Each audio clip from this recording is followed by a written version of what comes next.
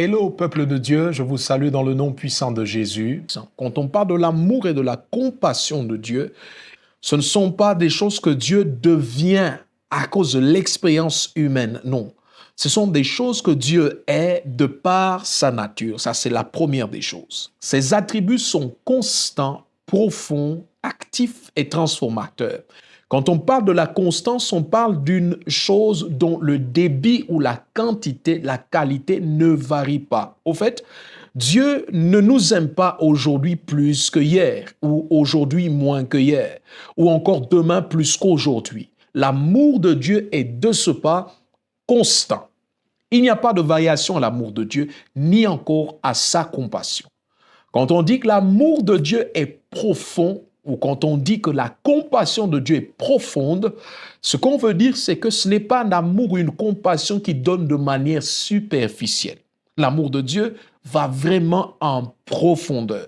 L'amour de Dieu et la compassion de Dieu nous impactent en profondeur sans laisser un seul détail de nos vies non couvert. Troisièmement, nous avons dit que l'amour et la compassion de Dieu sont actifs. Donc ça veut dire il n'y a pas de temps mort au débit, il n'y a pas de temps mort à la manifestation de cet amour et de cette compassion dans la vie des chrétiens. Aujourd'hui, Dieu est amour et compatissant. Demain, il sera amour et compatissant de la même façon qu'hier, il a été plein d'amour et plein de compassion. Mais la quatrième des choses que nous disons, c'est que l'amour et la compassion de Dieu sont transformateurs.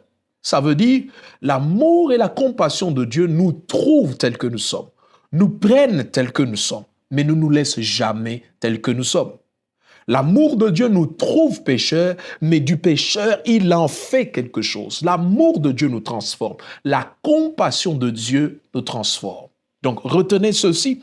Quand on parle de l'amour et de la compassion de Dieu, l'amour et la compassion de Dieu sont constants, sont profonds, sont actifs et aussi transformateurs.